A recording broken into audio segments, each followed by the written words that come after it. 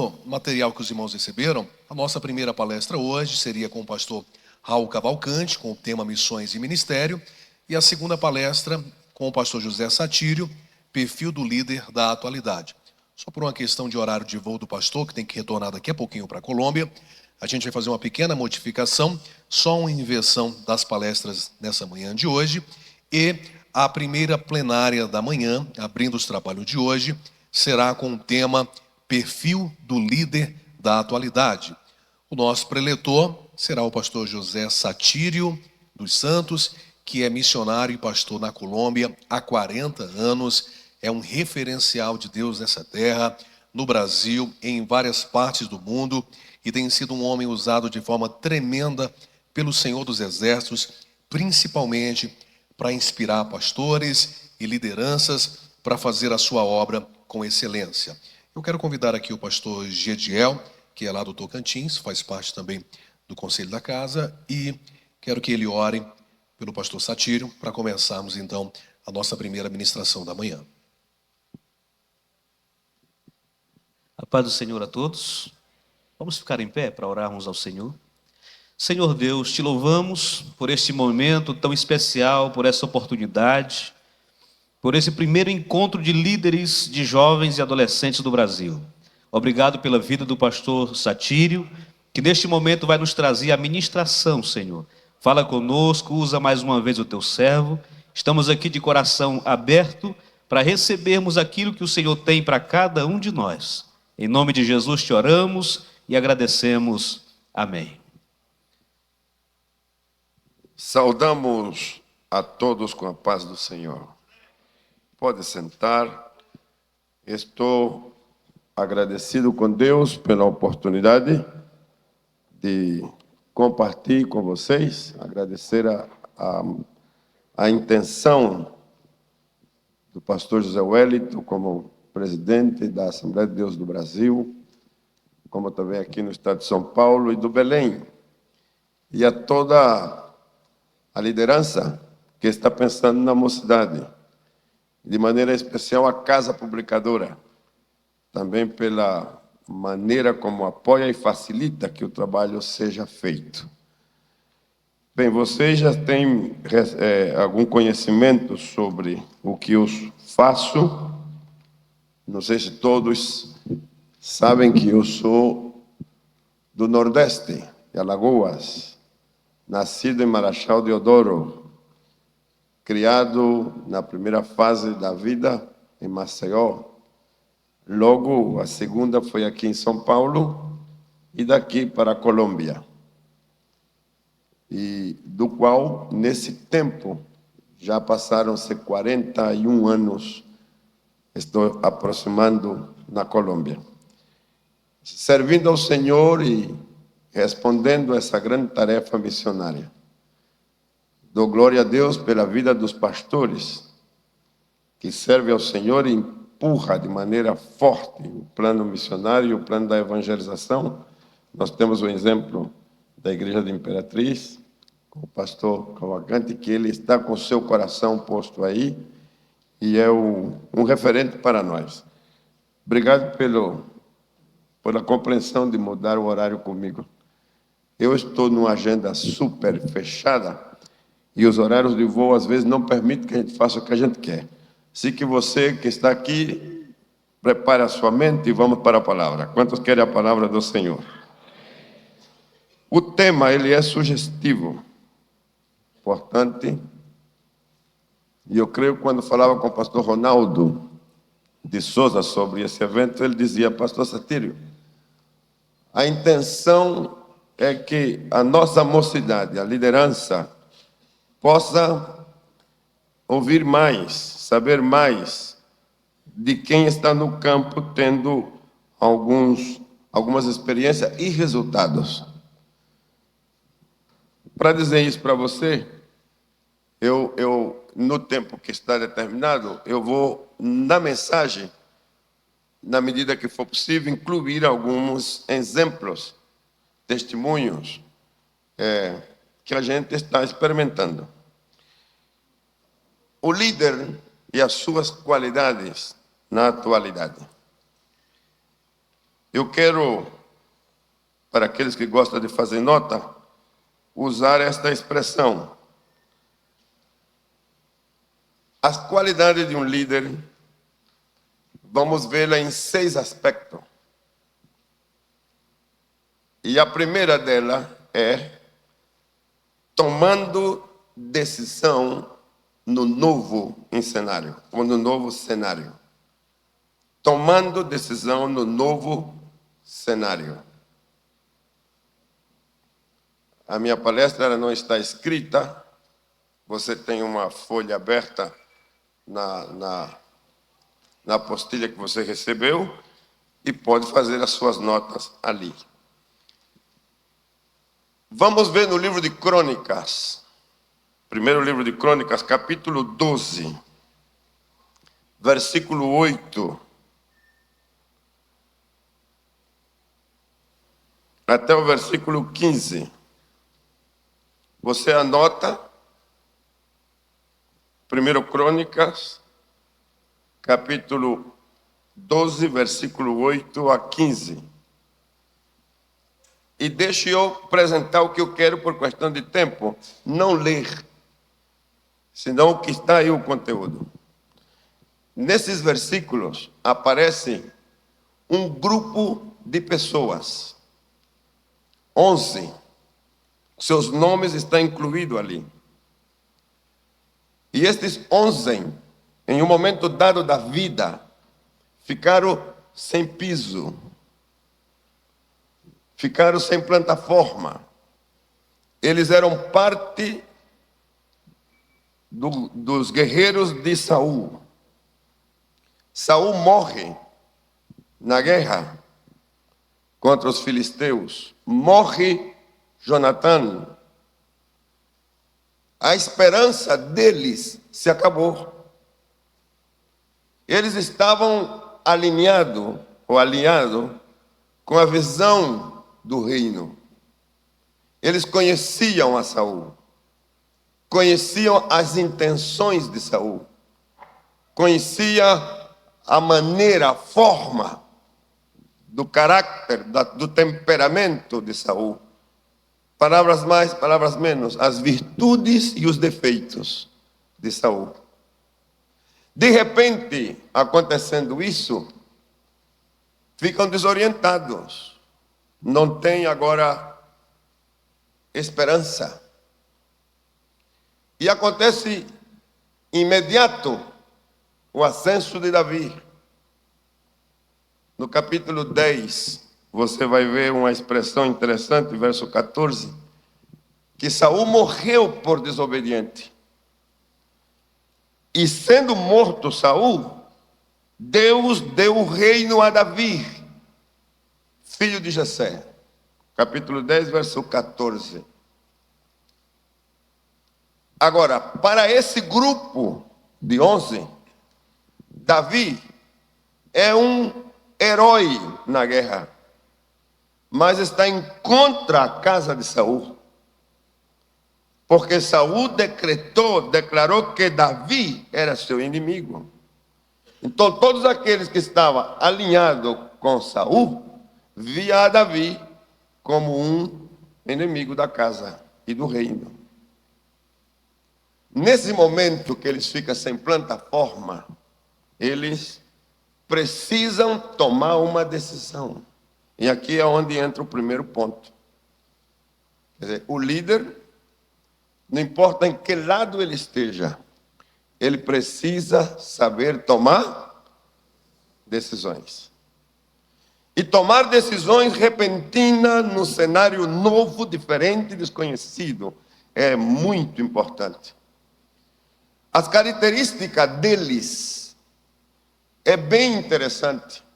Disse que eles eram destros na guerra, no uso de armas, de corpo a corpo. Eles eram velozes como a gazela e eles tinham cara de leão. Disse que um deles, o menor do grupo, valia por 100. E o maior dele valia por 1000. Quando eu vi essa escritura, eu parei, porque esses são textos bíblicos que saem da norma, quer dizer, está fora do que a gente sabe, do que a gente conhece. Eu, na mocidade, provei as minhas forças físicas no trabalho, e é agradável quando a gente sabe que pode ir até um ponto. Por exemplo, pedreiro. É um trabalho bonito quando você está na construção e você vê que tem material para pôr na parede.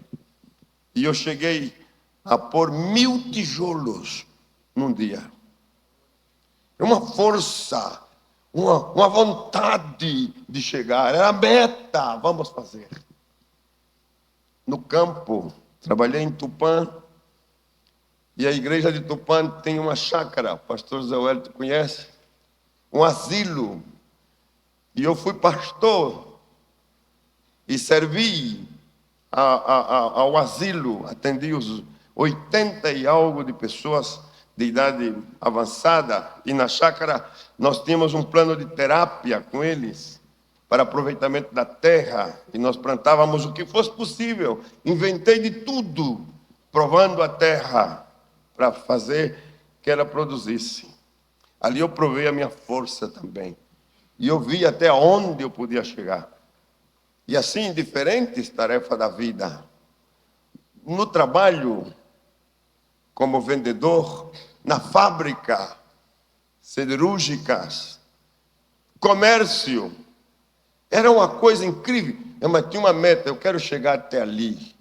Eu me esforçava e ia até ali. Trabalhei na Papelão, aqui de Suzano. Eu queria me casar e precisava pois, ter uma plataforma de trabalho fixo. Fui e não tinha senão de ajudante. E eu entrei para trabalhar no Papelão, nos autoclaves, cozinhando a madeira para fazer celulose. Calor, durante 8, 16 horas, se o turno fosse dobro. Era uma coisa incrível. E a gente se preparava para dar até o limite. Abria aqueles autoclaves com uma barra de ferro na mão o dia todo, debaixo do calor. E o chefe dizia, você pode, você pode. Você pode, vamos, vamos. E a gente ia até alcançar a meta da produção. Você disse aqui, mas onde é que o pastor quer chegar? Eu quero chegar a pensar que uma pessoa, desse grupo, valia por 100.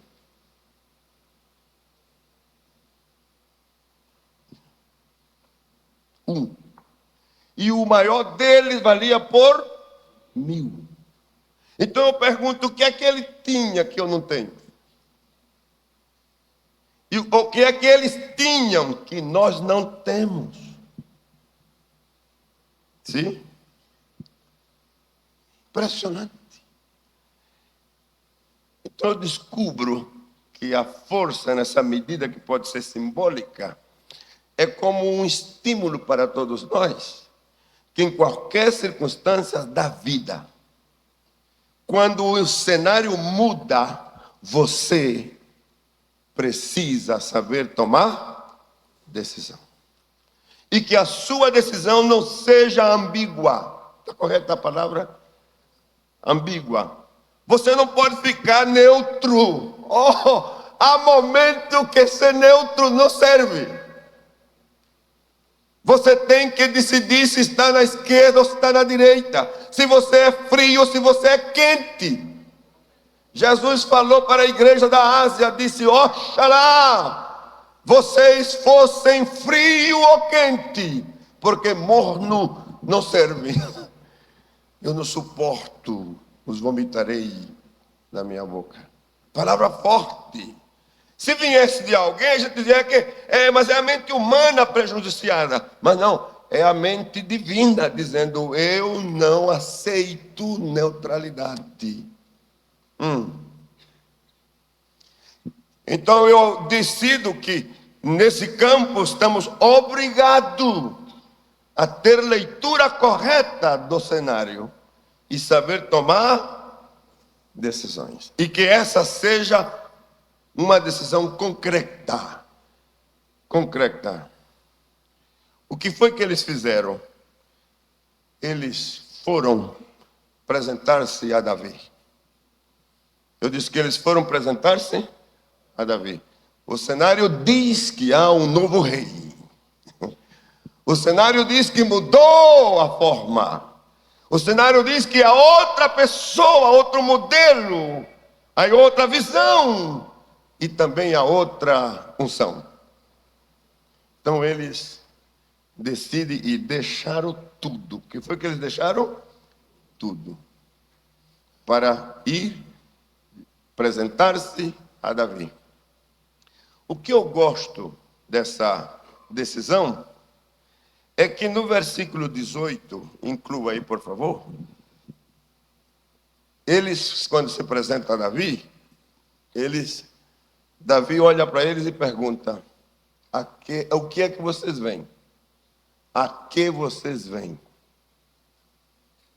Então, eles explicaram, e o verso 18 diz, então veio o Espírito sobre Amacia, chefe dos 30, e disse, nós somos teus. O Espírito de Deus estava ali.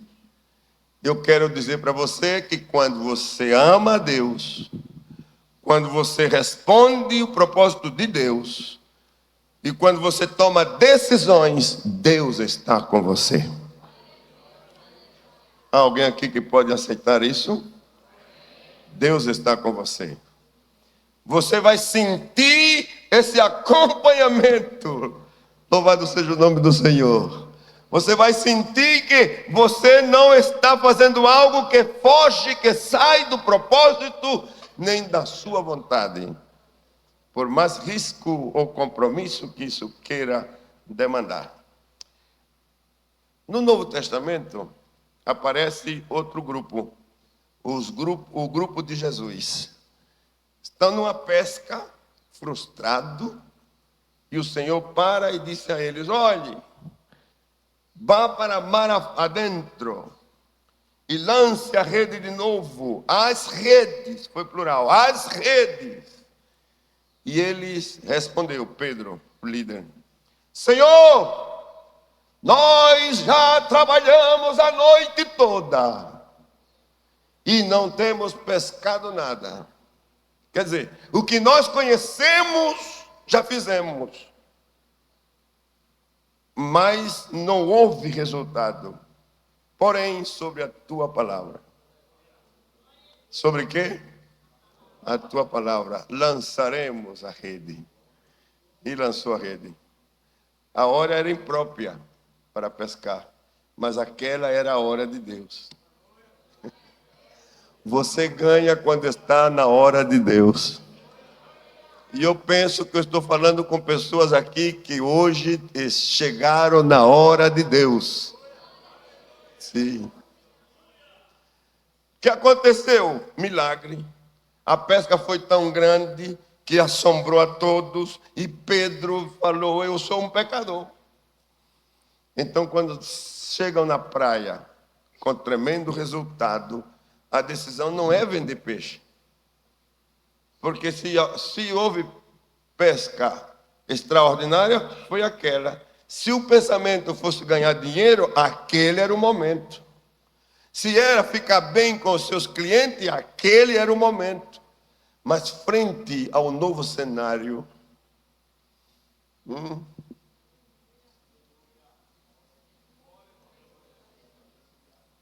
não olharam para os peixes. Não pensaram em dinheiro. Não viram oportunidade de aumentar o seu comércio. Eles fixaram em Jesus. Hoje, nós estamos frente a um novo cenário. Qual é a decisão? Deixaram tudo. Alô? Deixaram o quê? Tudo. A barca, as redes e os peixes. E seguiram a Jesus.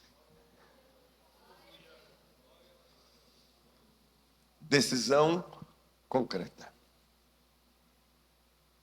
Decisão concreta. Ano 74. Eu estou lá em Tupã. Por que eu vou trazer para cá? Porque você está dizendo aí, não, mas isso foi lá no Antigo Testamento, lá no Novo Testamento, isso foi lá faz 2000 anos, e hoje? É que hoje também. Eu estou lá em Tupã, trabalhando, feliz, cumprindo, e de repente o Senhor vem e disse, novo cenário. Há um novo cenário. Qual é, Senhor? A Colômbia. A Colômbia. E toca a minha vida de uma maneira sobrenatural que não tem espaço para dúvida. Tem que crer. Tem que crer. E naquele momento, que é um momento para mim novo, que significa deixar tudo. Deixar tudo, incluindo família. Papai, mamãe, irmãos, parentes. Estabilidade, igreja, amigos. Cuidado, tudo, deixar tudo. E a pergunta é, e se eu deixo tudo, o que é que vai acontecer? E o Espírito, eu disse, o Espírito que está na igreja, imediatamente me conectou com Abraão. E Abraão, ouvindo e entendendo, obedeceu e saiu. Não disse que Abraão ficou falando da visão. Ele obedeceu e saiu. Decisão. A decisão põe a pessoa em movimento na direção que está sendo oferecida para ele ir. Então, a partir daí, a decisão, ela tem um preço. Tem um preço de deixar, de crer que a fé, ela é hoje. Ela determina e ela te dá vitória hoje. E a mesma fé que te dá vitória hoje, te promove para amanhã na esperança. Amanhã será melhor. E nessa decisão da manhã será melhor, crendo hoje, avanço um dia por vez, em obediência. Aí aprendi algo extraordinário, que a obediência, ela dá forma ao futuro. Assim como ela também determina o futuro de quem obedece. E foi extraordinário no meu caso. Saí de Tupã para ir à Colômbia, com todas as dificuldades do momento. Mas foi extraordinário ver a Deus presente. Eu disse ver a Deus presente. Quantos querem ver a Deus presente? Mas então o que foi que aconteceu? Desceu anjo? Não. Não desceu anjo. Eu vi a Deus presente endireitando meus passos. O caminho para chegar na Colômbia não pode ser aéreo, porque não há recurso. Então qual é? A selva. Mas se você vai entrar na selva, cuidado com ela, porque a selva, ela é perigosa. Sim, são muitos quilômetros. Você tem que cruzar rios, você tem que... Olha, você não conhece o que há lá. Mas aquele que chamou e está presente, conhece. Então, ver a Deus, quando eu tomava um copo de água, sem saber o que tem nela.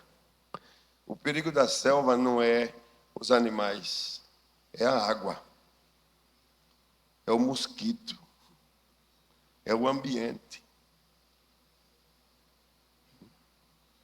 Mas então, como é que foi que você ouviu a Deus? Eu ouvi a Deus quando eu tomei água e o meu corpo ficou imune às impurezas da água.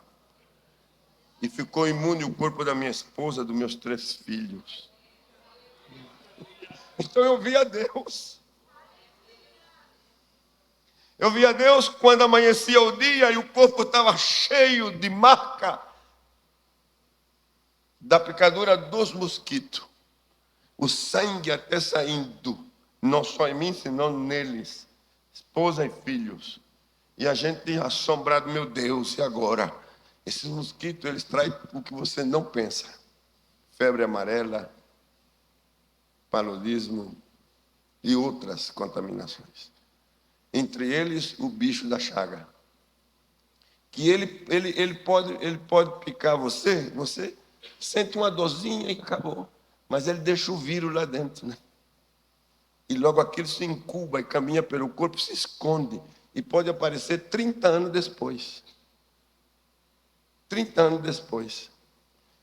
Quando o médico soube que eu passei pela selva, meu médico, faz uns 3 anos, ele disse, faça um favor e vamos fazer um exame rigoroso por causa do bicho da chaga. Eu disse isso. Né? Ele ficou lá na selva. Ele disse sim, mas o bichinho dele pode ter ficado no seu corpo. E nos submeteu a família toda debaixo de um exame rigoroso. E quando terminou tudo, disse, limpo.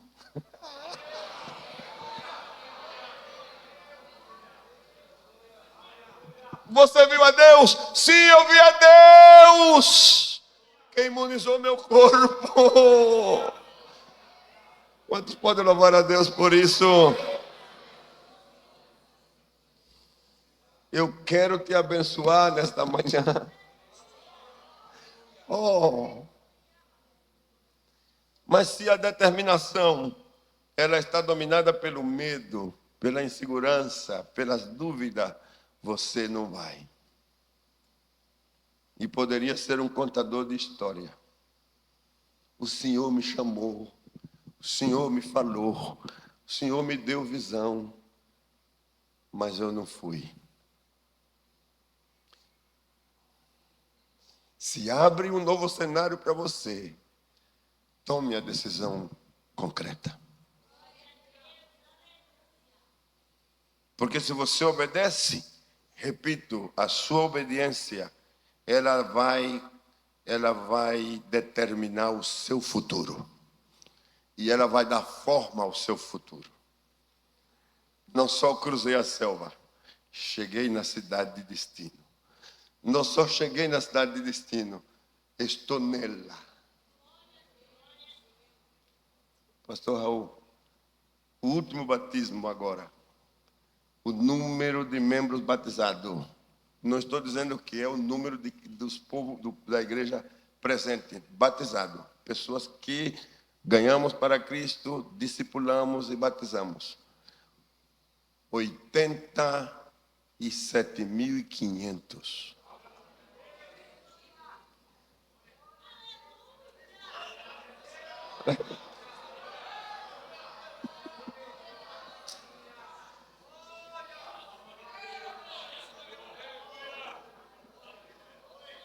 Então, se aquela palavra que diz, ide por todo mundo e pregue, e pregando, ensine, batize, no nome do Pai, do Filho e do Espírito Santo.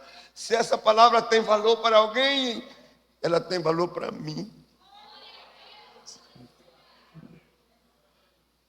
Porque é a mesma pessoa que trabalhou na Suzano, é a mesma pessoa que trabalhou na Aço Anhanguera, é a mesma pessoa que estava no tijolo, é a mesma pessoa que estava na chácara, é a mesma pessoa que foi vendedor de feira, é a mesma pessoa que está trabalhando aqui, ali e lá, é a mesma pessoa que está no campo, é a mesma pessoa.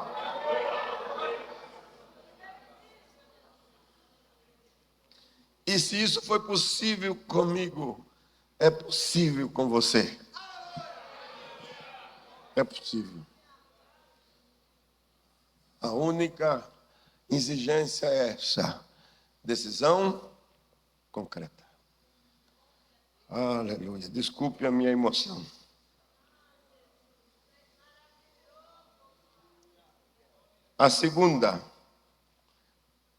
O segundo perfil, renovar o bom ânimo.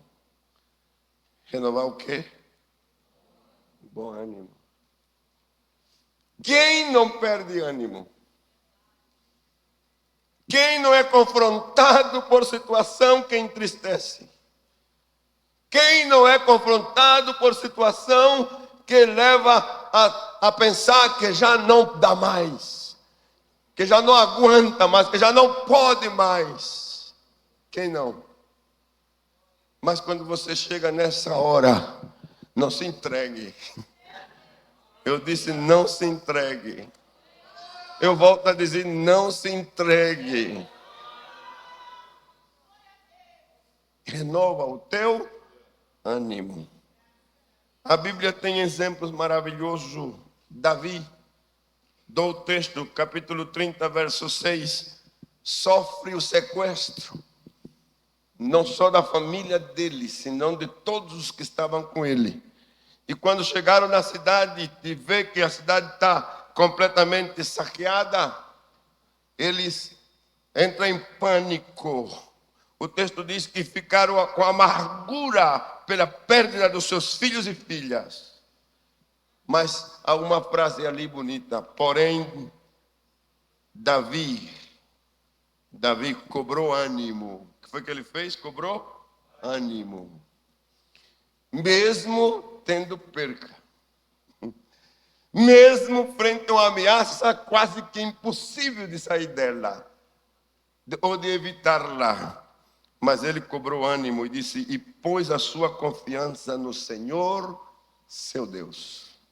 Aonde ele pôs a confiança? No Senhor, seu Deus. Quero fortalecer a você nesse pensamento. Levanta o teu ânimo. Levanta. Eu não sei como foi que você veio. E quantas coisas você está vivendo e quantos pensamentos há na sua mente. Mas se você veio aqui, a palavra te confronta. E eu estou aqui para dizer, não é hora de se entregar. Anima-te. Eu disse, anima-te. Não, mas é que o senhor não sabe, me traíram. Anima-te. É que o senhor não sabe, é que me tiraram tudo, eu fiquei sem nada. Anima-te. Mas é que o senhor não sabe, eu já me esgotei. Anima-te.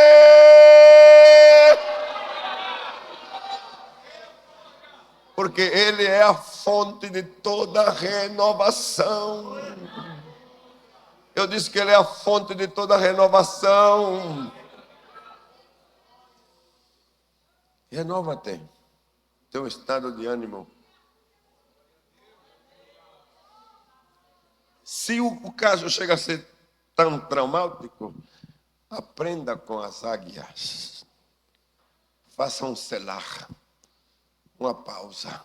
Quando a águia sabe que as suas asas se envelheceram, as penas, que as suas garras se encheu de calo, que ela já não tem força, já não pode apertar a presa que ela caça, quando seu bico se dobra e já não permite ter força para caçar, sabe o que ela faz? Ela para.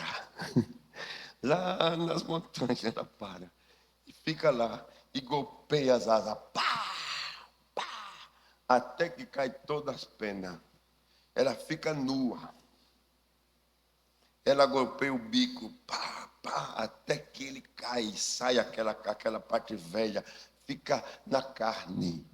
Ela raspa as unhas, até que fique carne, tira todo o calo e fica... Já pensou numa águia pelada? Não é bonita, não.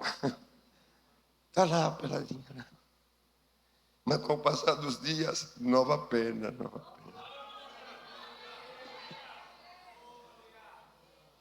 Alguns de vocês precisam se fechar no Espírito. Reconhece.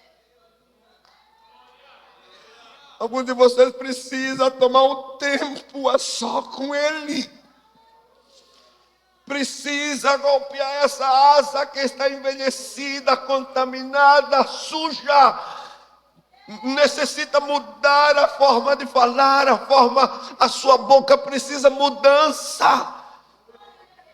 A sua capacidade de agarrar, de tomar precisa melhorar, precisa ser limpada, os calos que estão estorbando, você já não sente, você já não palpa, não há sensibilidade. Hoje o Espírito diz: recolhe-te, recolhe-te, enquanto há tempo, para que volte a sair dali o homem novo, a mulher nova, o líder novo, o obreiro novo, o evangelista novo, o presbítero novo, o diácono novo, o pastor, o missionário novo, renovado. Sabe a águia, quando ela termina esse processo, então ela sai e ela se põe na beira das penhas e abre as suas asas. Hoje, com a tecnologia, as fotos delas, é lindo demais. Se você vê ela nuazinha lá, você diz: dá para ser assada.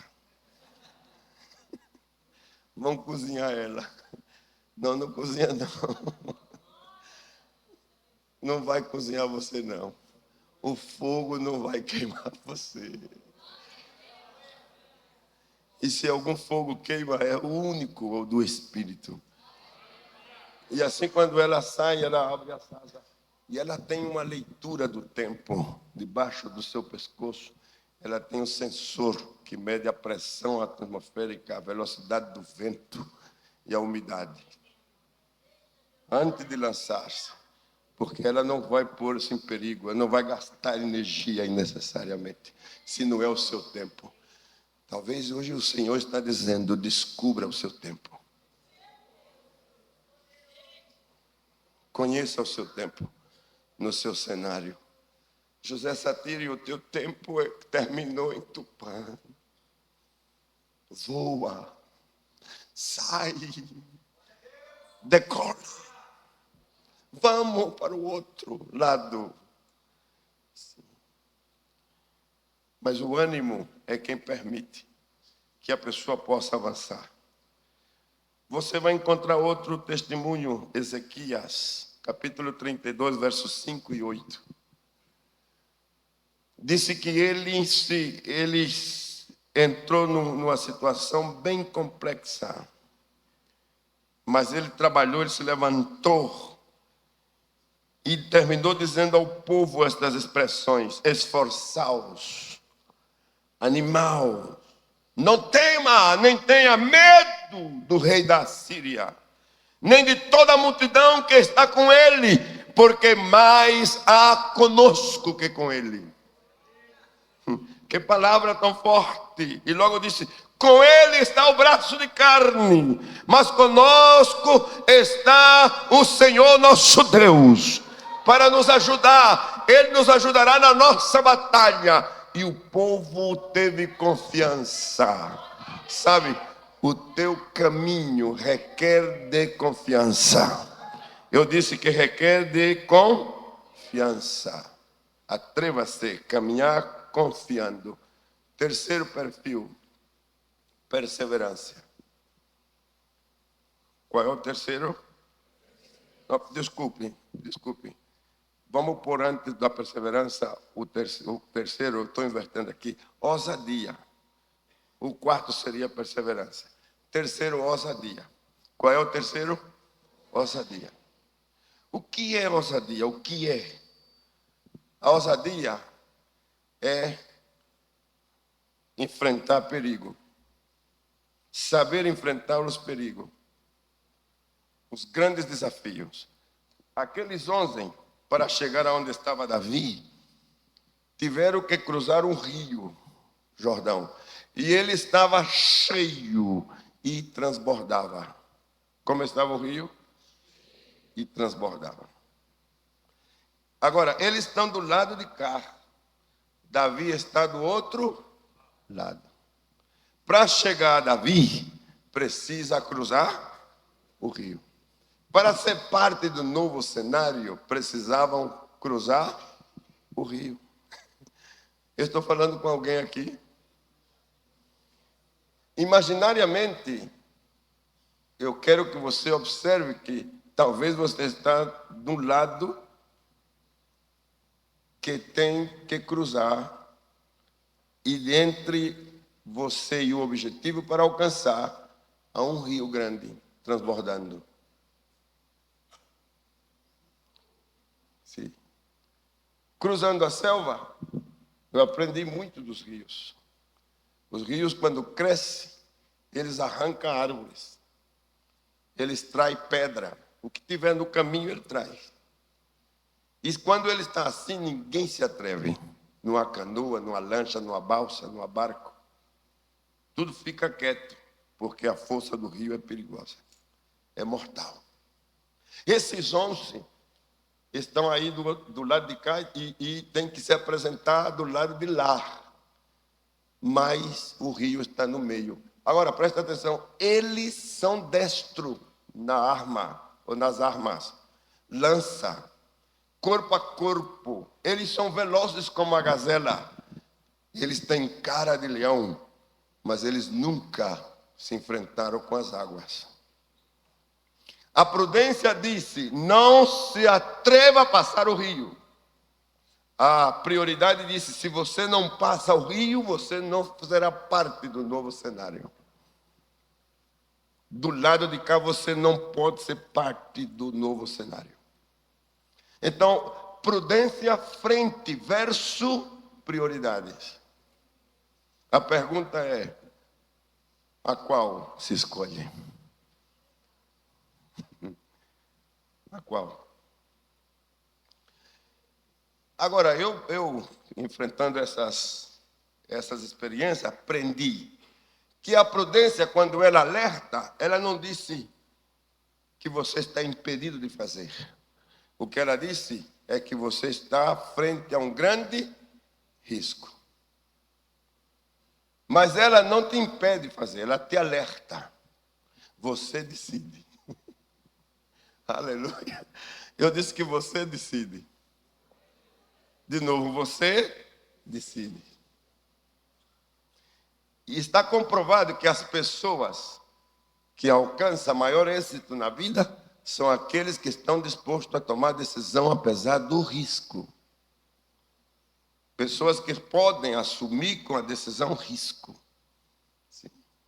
Até mesmo as nações. Elas são diferentes umas da outra, dado a sua capacidade de assumir risco. Nas finanças, na economia, as pessoas que chegam a ter liberdade financeira não são aqueles que guardam dinheiro, são aqueles que põem o seu dinheiro no risco. Estou falando bem? E encontrei também que na igreja é assim. Se as igrejas querem crescer, os que estão nela têm que assumir risco. Tem que assumir. Então eles decidiram, e eu gosto dessa parte, decidiram por toda a sua habilidade, toda a sua força, todo o seu entusiasmo, toda a sua ousadia, tudo que está nele para cruzar o rio. Vamos cruzar o rio. A prudência disse que há perigo, mas a prioridade diz que precisamos estar do outro lado. Nunca enfrentamos água, mas hoje vai pela primeira vez, vamos enfrentá-la. Oh, é um novo desafio. Mas a palavra diz: se tu passa pelas águas, não te anegarás nela. Quantos podem crer nisso?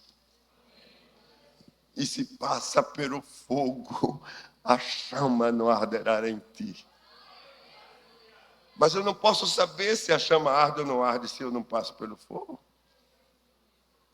Eu não posso saber se eu vou ficar ou não anegado na água se eu não passo por ela. Eu tenho que passar. E a maravilha é que o rio transbordando, estes senhores passaram e chegaram do outro lado. Eu quero te abençoar hoje para pôr você do outro lado. Quantos querem ir do outro lado?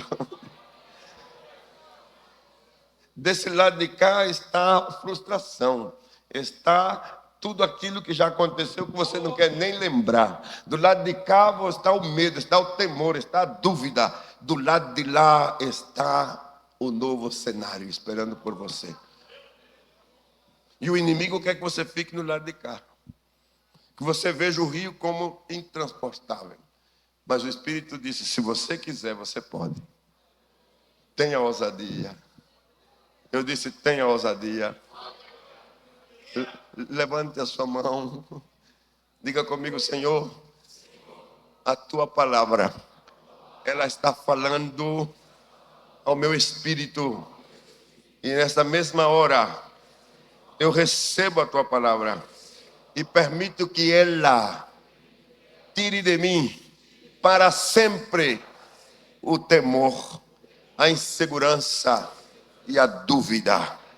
Quero recobrar o meu estado de ânimo no mais alto nível e quero recobrar a ousadia para avançar apesar do perigo. Em nome de Jesus, eu quero estar do outro lado. Macarama chata campará. Oh.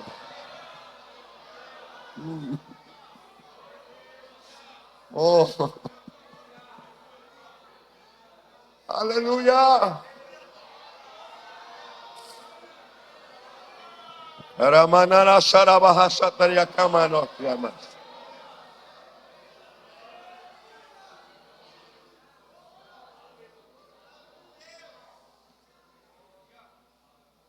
A quarta, perseverança. Vamos correndo. Eu tenho vontade de pregar.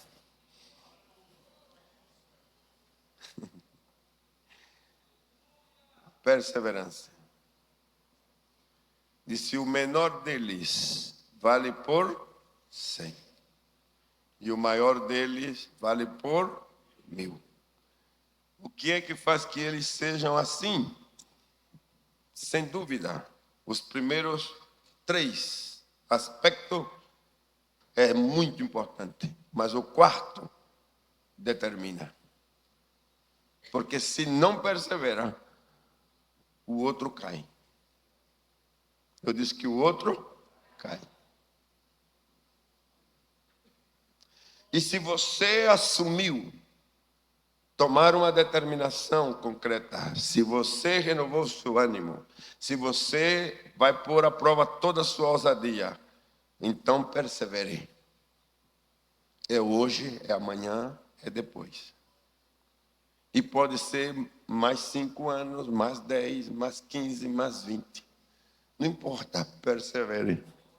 Porque você não é parte daqueles que retrocedem, você é parte daqueles que avançam. Eu disse que você é parte daqueles que avançam. Sabe por que Abraão recebeu o nome de hebreu? Porque a palavra hebreu, ela não é língua, idioma, tampouco nação. Era um termo, está correto? Um termo usado para aquelas pessoas que cruzavam de um lado para outro e perseverava. Aqueles que cruzam. Hebreu, aqueles que cruzam. Hoje eu estou falando frente a um grupo de hebreus. Pessoas que cruzam e permanecem. Eu disse e permanece.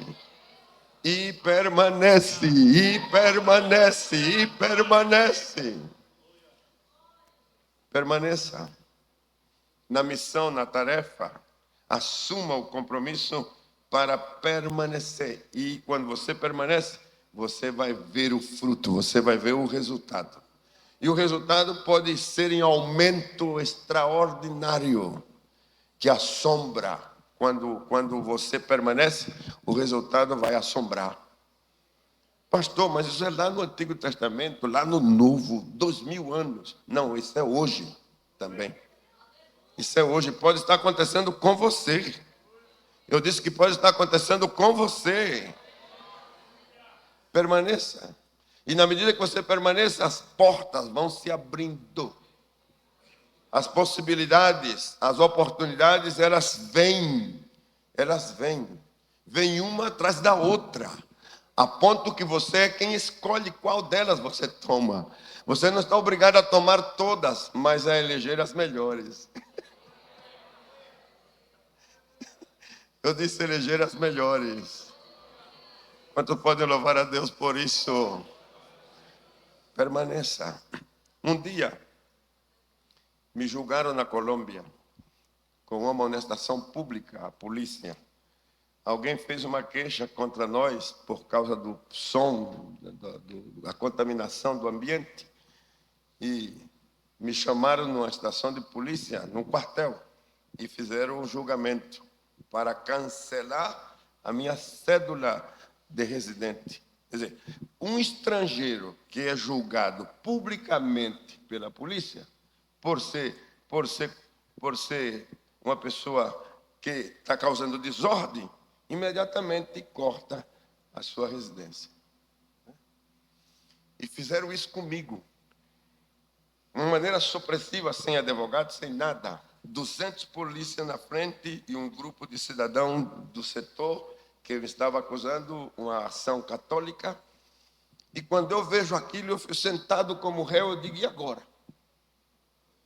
O que é que eu posso dizer aqui? E quando a pessoa leu e disse, o senhor, a partir de agora, lança tudo aquilo, e ele fecha 20 minutos na leitura e nas expressões dele de amonestação, aí eu peço a palavra, fico de pé, eu peço a palavra. Disse, não tem direito à palavra.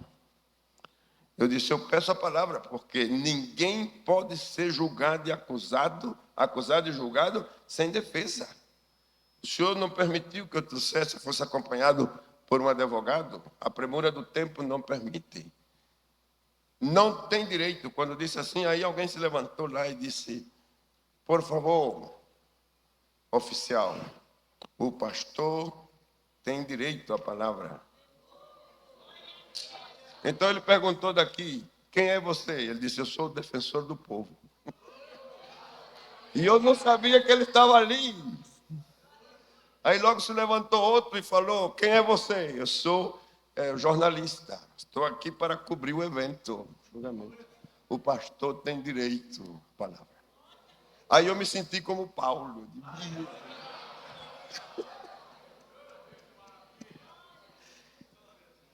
E renunciei a receber aquela amonestação, expliquei a minha posição, o meu trabalho, a minha missão na Colômbia e em Cúcuta. A reunião termina com aquele ambiente constrangedor, porque já depois da minha palavra, ele simplesmente disse, está fechada a sessão, diz, você está julgado. E pronto. Mas a notícia correu e houve intervenção imediata, finalmente aquilo não prosperou. Mas quando eu saí dali envergonhado, como saí? Envergonhado. E dentro de mim disse, não vale a pena ficar sendo enfrentado a essa situação. A gente trabalha, a gente prega, a gente ganha gente. São transformações de família. As pessoas que andam na droga. E quanta mudança, quanto ladrão, quantas pessoas ruins têm sido transformadas e fazem isso comigo. E quando eu estou naquela confusão interna, perca de ânimo, o Senhor disse, comigo fizeram mais.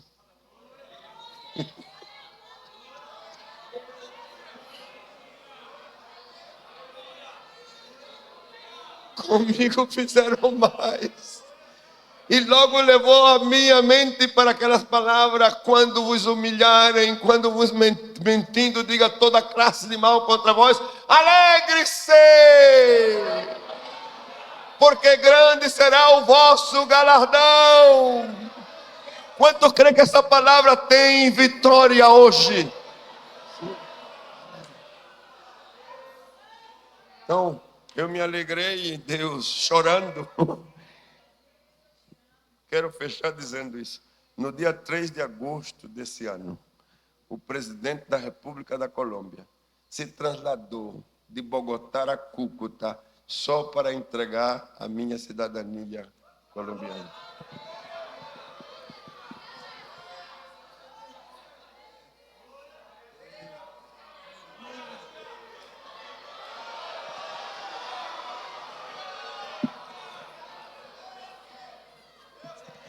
Ah, espera um pouquinho. Porque é bonito. Mas o bonito não é simplesmente que o presidente esteja ali. O presidente veio com a escolta completa. Veio 6 ministros de Estado. 6. Ministro do Interior, das Relações Exteriores, veio o ministro da Fazenda, veio o diretor de Planificação Nacional, veio o presidente do Senado, gente importante, todo mundo. E veio a representação eclesiástica da Colômbia toda, católico, presbiteriano, anglicanos, metodista, de todo, o australiano, todo mundo estava ali. Mas espere. Então eu estou lá porque é um protocolo, né? Fecharam as ruas, fecharam tudo. O presidente vem, a cidade ficou. O que é que vem fazer o presidente? O presidente vem trazer uma cédula de cidadania para o pastor.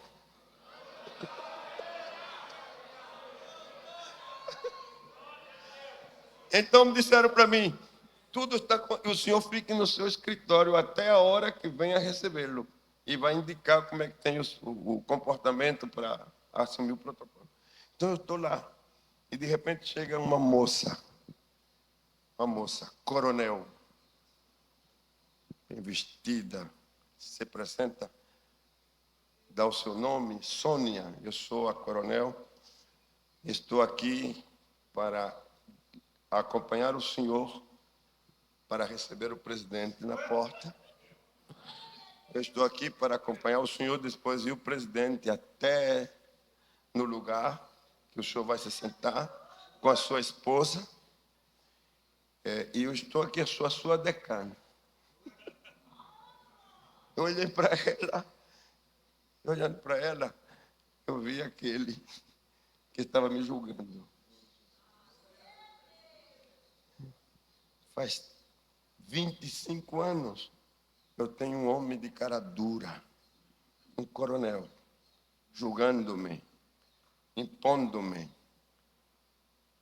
humilhando-me.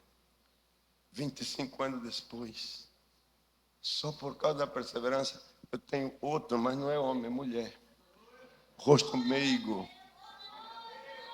Aí eu falei para ela, eu disse, eu tenho medo.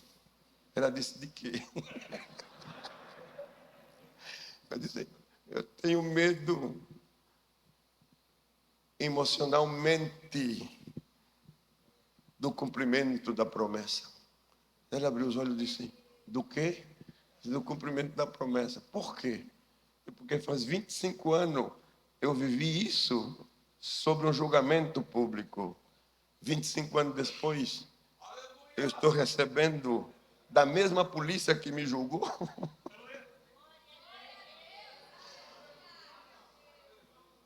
Então ela me tomou pelo braço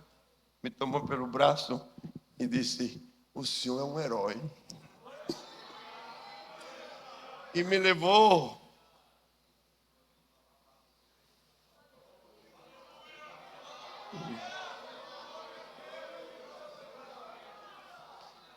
Eu não sei qual é a tarefa que você está realizando e quanta dificuldade você esteja enfrentando. Só quero dizer, persevere. Eu disse persevere. Persevere. Levanta a tua mão porque eu oro por você agora mesmo. Mas deixe eu guiar você também na primeira fase da oração. Diga, Senhor, neste dia, a tua palavra gera em mim confiança, dependência em ti e na tua palavra. E eu renuncio viver debaixo da improvisação, mudanças repentinas, deixando tarefas sem cumprir. Hoje eu me aproprio da palavra e determino em ti perseverar, porque os que perseveram são os que alcançam.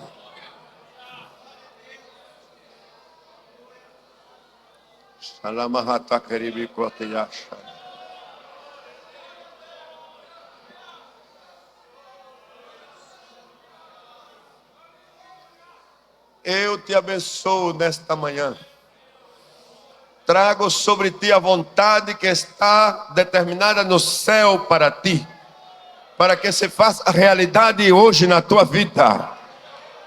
E que a partir desse momento, pelo poder da palavra, seja um homem, uma mulher com capacidade de perseverar até alcançar e ver tudo que Deus tem prometido para ti. Em nome de Jesus.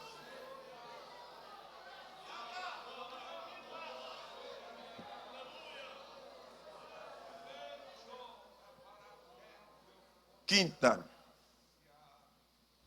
realizar tarefas que sejam inspiradoras.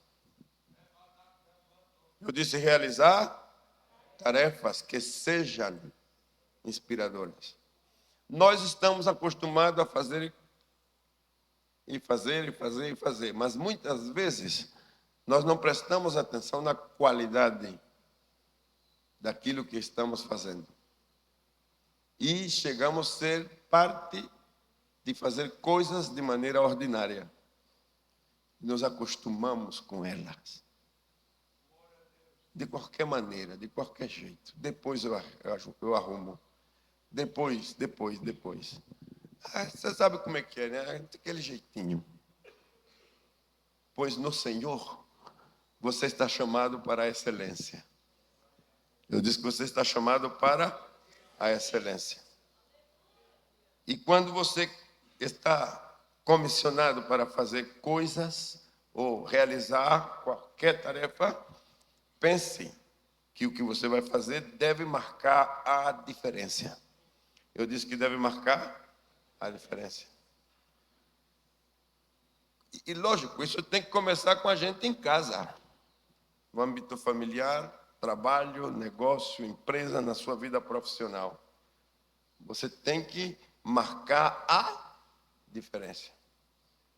Depois da Guerra Mundial,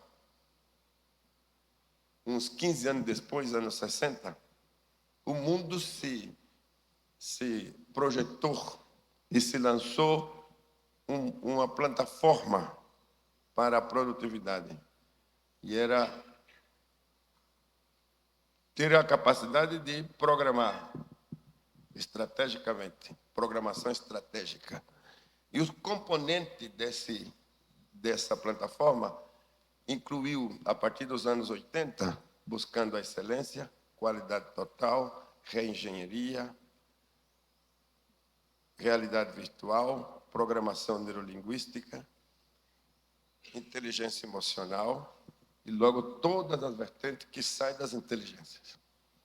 Isso, que já durou 60 anos, está fechando, está terminando. E se abre outros, pelo menos 3, que já está em andamento. Planificação por cenário, holocracia e pensamento por sistema. Esses 3 vai cobrir o século 21. Certamente cobrirá os próximos 80 anos. O que é que eu quero dizer com isso? Que a igreja de hoje, ela não pode ignorar essas realidades. Ela não pode. A liderança de hoje não pode ignorar essas realidades. Nós temos que estar atualizados nisso. E aqui eu invocaria que lembremos o que Paulo falou. Creio que o pastor José Wellington ontem citou esse texto. Não vos conformeis a este mundo. Outra tradução disse a este século. Os seus avanços.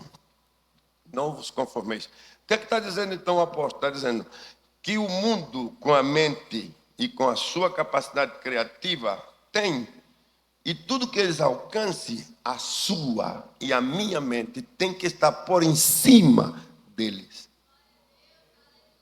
Eu disse por em cima deles. Pensemos lá atrás. Abraão precisa buscar uma noiva para o seu filho e disse para o seu servo: vá e busque uma esposa para o meu filho Isaque. Tome camelos, 10 camelos, e encha de cargas, joias, e leve para lá. O elemento usado foi o camelo. E o camelo foi usado para pôr em movimento e chegar no destino que era preciso. Mais tarde, a gente encontramos que os movimentos foram feitos por barcos, onde havia rios e onde havia mar, os barcos. Mais tarde, então, foi a roda. E mais tarde foi o avião, que já está até o dia de hoje. O que é que eu entendi? Que a sua mente esteja renovada. Que tudo que for surgindo, põe a sua mente numa capacidade de uso e faça que tudo que estiver seja para o reino de Deus. No tempo do camelo, o camelo para o reino de Deus. No tempo do barco, o barco para o reino de Deus. No tempo da roda, os carros, o trem para o reino de Deus. No tempo dos aviões, os aviões para o reino de Deus. Ou então eu digo, põe a asa no Evangelho. Põe a roda no Evangelho. Ah, mas está saindo a tecnologia, é boa ou é ruim? Ela não é boa nem é ruim, depende do uso que você queira dar. Ponha ela a favor do reino de Deus. Oh, há alguém aqui que está me entendendo? Ponha ela a favor do reino de Deus, transcenda, marque a diferença. E se você marca a diferença, você vai inspirar a outros. Comece no lugar que você está. Eu disse, comece no lugar que você está. Se você é pregador, marque a diferença. Quando você expõe a palavra, marque a diferença. Se você é músico, marque a diferença. Quando você toca um instrumento. Se você canta, marque a diferença. Quando você estiver cantando. Se você escreve, marque a diferença. Por culpa do Ronaldo e a casa publicadora, eles me têm desafiado para escrever. E eu respondendo isso, encontrei que escrever é coisa difícil. Difícil. Porque você não, pelo menos no meu pensamento, não pode escrever qualquer coisa. E que chega um momento que você não tem palavra. Tendo 1000 palavras, não tem uma. E tem que buscar, tem que caçar a palavra. Aquela palavra que uma palavra diga tudo o que você está querendo dizer, tudo que você está pensando. Então, obrigado. Maravilha, já está. Já estão dizendo que o livro está aqui, ó. Visão e destino profético. Mas quando eu estava escrevendo isso aqui, houve noite completa, dia completo, buscando uma palavra. Um dia minha esposa disse, e o que é que você tem que estar tão inquieto? Eu digo, eu estou buscando uma palavra. Uma palavra? Eu disse, sim, uma palavra. E não há palavra em todos os livros que você leu e em todos os dicionários. Eu digo, essa que eu quero, não. Até agora eu não encontrei. Porque a busca da excelência e marcar a diferença, ela tem um preço. Fique de pé. Bendito seja o nome do Senhor. O sexto, só anote, sem comentário, o sexto. Viva a vida com propósito. Viva o quê? A vida com propósito. Não solte a sua vida, não deixe ela solta. A importância de uma pessoa está determinada pela causa que vive e o esforço que está disposto a fazer por ela. Se você tem uma causa, dê importância. Oh, bendito seja o nome do Senhor. Eu disse, se você tem uma causa, dê importância a ela. Sendo que eu sou portador da palavra, e já oramos em diferentes momentos do que nós falamos aqui, com a licença do pastor, eu quero orar de novo.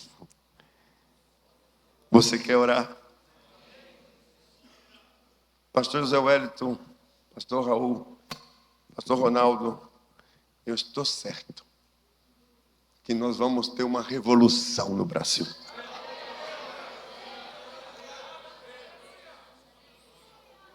E é com você. Eu disse que é com você.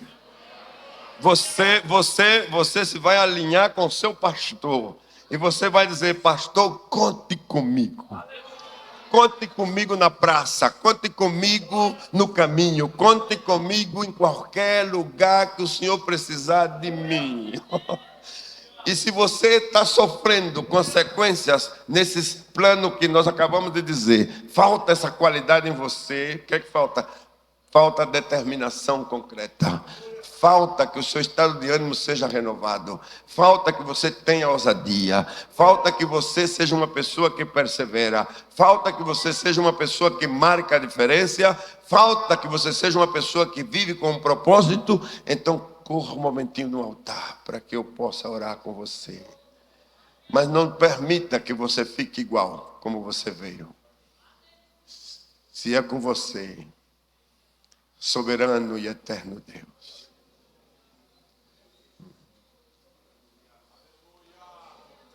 No xerebi capazas.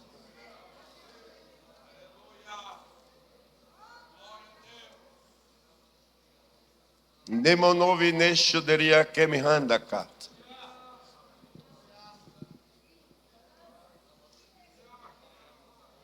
E caneme no lo shebi hamanek.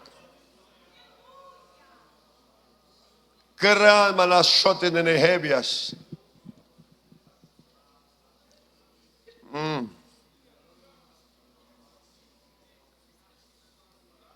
Eles caminham do lugar onde estavam sentados ao altar, como uma determinação concreta de não seguir sendo vencido pela indecisão. Eles caminham dizendo: eu hoje vou, pela minha renovação de ânimo, não por uma emoção passageira, senão pelo poder do Espírito que levanta, que fortalece, o Espírito que dá vida e dá vida com abundância.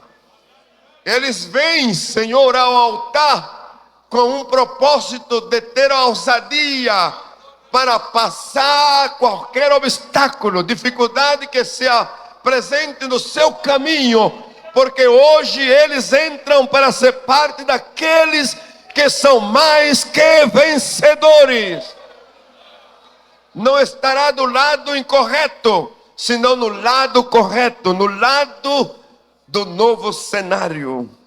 Eles permanecerá na sua tarefa, fará o trabalho, completará, alcançará o objetivo dentro do teu propósito e da tua vontade. Hoje eles em ti, Senhor, marcará a diferença. Termina o tempo de fazer as coisas de maneira ordinária, de fazer as coisas de qualquer forma. Hoje termina aquela etapa de improvisação, de tarefas inconclusa, escola sem terminar, ginásio sem terminar, universidade sem terminar, trabalho sem terminar. Hoje o teu Espírito neles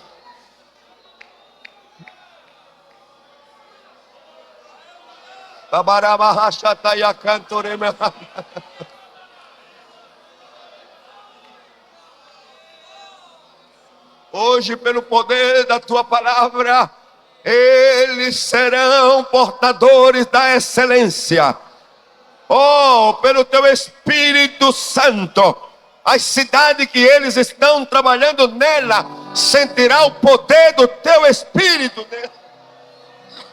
Serão ganhadores de alma, transformadores de vida. Se você pode, deixe-me ajudá-lo, guiando-lo nesta oração. Diga: Senhor, nesta manhã, a minha vida é tua. Usa como tu queiras. Eu quero ser esse instrumento de bem na minha cidade, no meu país. Quero que a tua palavra esteja na minha boca, que ela possa sair com agrado, com sabedoria, com conhecimento. Eu quero ser um ganhador de almas. Eu quero ser uma pessoa que discipula, que leva as pessoas ganhada ao batismo nas águas, ao batismo com o Espírito Santo, a uma vida de santidade e uma vida de multiplicação. Hoje eu ponho a minha vida debaixo do poder do teu Espírito Santo. Enche-me da tua graça. O marama chataria campa realaba chanta.